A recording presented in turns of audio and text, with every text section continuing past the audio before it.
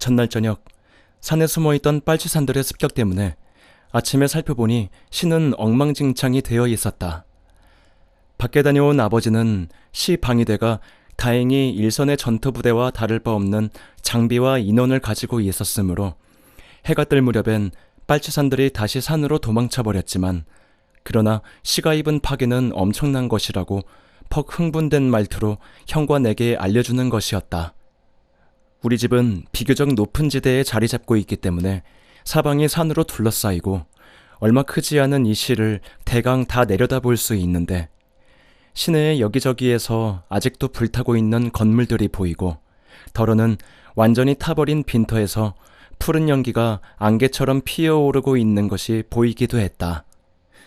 매일 아침 잠자리에서 일어나는 대로 곧장 마당가에 나서서 보면 저 아래의 시가지의 중심부에서 떠오르는 아침 햇살을 받고 황금빛으로 번쩍이는 유리창들을 거느린, 그래서 그것이 찬란한 왕궁처럼 생각하게 하는 시립병원의 멋있는 모습도 그날 아침에는 사라져버리고 잘못한 숫덩이 모양이 되어 있었다.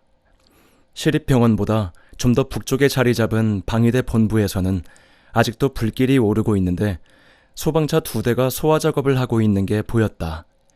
이 시에 소방차는 2대밖에 없으니 모든 소방시설이 방위대 본부에 집결한 셈이었다.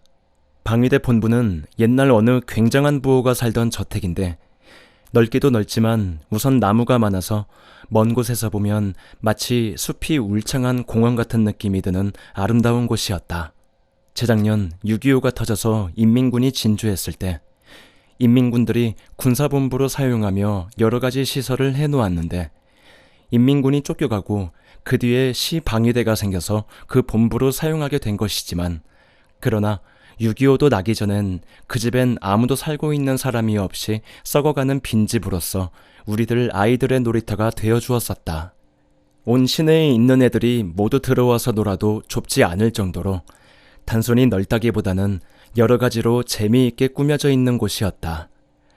물이 말라버린 못에는 괴석을 이리저리 얽어붙여서 내 작은 몸뚱이가 들어가 숨을 수 있을 만큼의 동굴 따위가 여러 개 만들어져 있기도 하고, 문을 열면 또 문이 있고, 문을 열면 또 문이 있고, 이렇게 5개의 문이 가지각색의 장식으로 꾸며져서 달려있는 연회색의 커다란 창고가 있고, 또 바람이 불어도 그 안에 세운 촛불이 꺼지지 않는다는 석덩이 서양 사람처럼 큰 키로 서 있기도 하고, 그러나 내가 가장 잊을 수 없는 것은 그때는 이미 거의 썩어버린 다다미가 깔린 넓은 안방이었던 것이었다.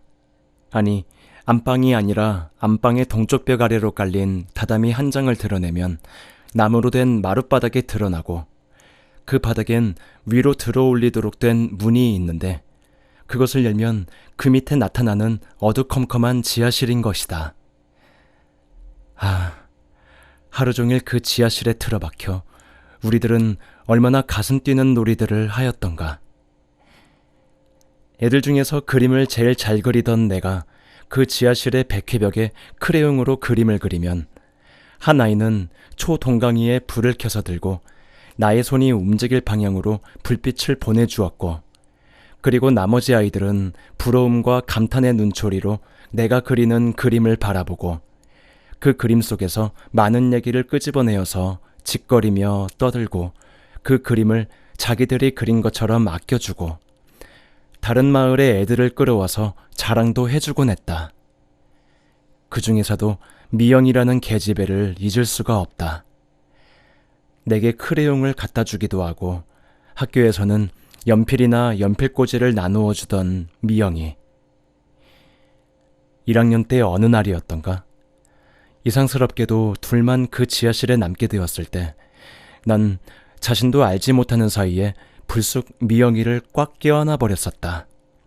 그러자 미영이는 깜짝 놀라서 울음을 왁 터뜨리더니 그만 무안해진 내가 손을 풀자 느닷없이 자기가 쥐고 있던 하얀색 크레용을, 분명히 하얀색이었다, 내게 내밀며 이쁜 꽃 그려봐 하는 것이어서, 하얀색의 벽에 하얀색의 크레용으로 무슨 그림을 그리라는 말이지?